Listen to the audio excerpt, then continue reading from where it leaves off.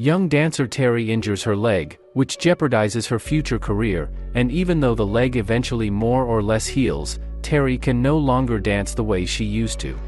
Pursuing an influential producer of musicals, the girl finds herself in an apartment complex Bramford, where she is taken under the wing of an elderly couple. Kind-hearted old people allow her to stay in a vacant apartment on their floor, find her a specialist who literally puts the girl back on her feet, and through their connections help her to return to the theater. But after a while, Terry discovers that she is expecting a baby, and something is categorically wrong with this pregnancy. From the outside it seems that it is easy and simple to shoot remakes, but in fact it is also a huge responsibility and a great risk to get an indelible black mark in the filmography, especially in those cases when studios remake not foreign hits, poorly known in the West, or action mainstream, which mostly need to update the visuals, but true masterpieces, crowned with numerous awards and absorbed into the DNA of mass culture as a whole.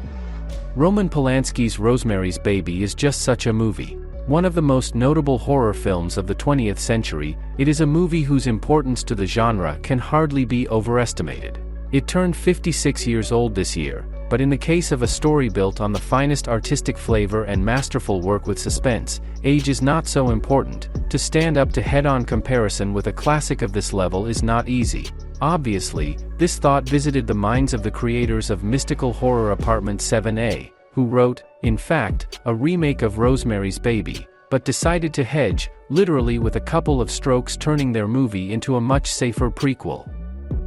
Polanski's movie, just as the original novel by Ira Levin, was about a married girl, not a lonely dancer who dreams of becoming a star, but otherwise the plot of Apartment 7A resembles the events of Rosemary's Baby to the extent of mixing in place hyper-patronizing neighbors, creepy night visions, and, of course, pregnancy, which does not go at all as it should.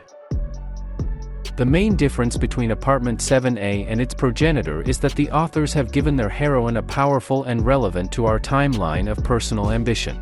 Unlike Rosemary from Polanski's film, Terry has a dream of self-expression, which for her will always be in first place, from the first to the last frame.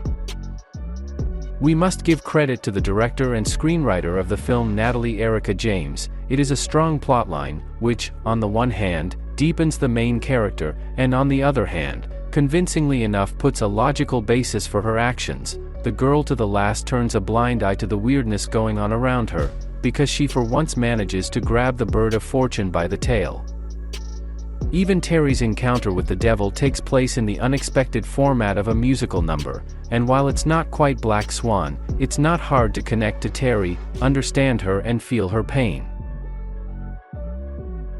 American actress Julie Garner has been with us for a decade and a half and has a lot of colorful roles and memorable projects under her belt, but she really shot up not so long ago through the series Ozark, psychological drama The Assistant, and miniseries of Shonda Rhimes' Inventing Anna, in which she masterfully played a Russian con artist Anna Delvey.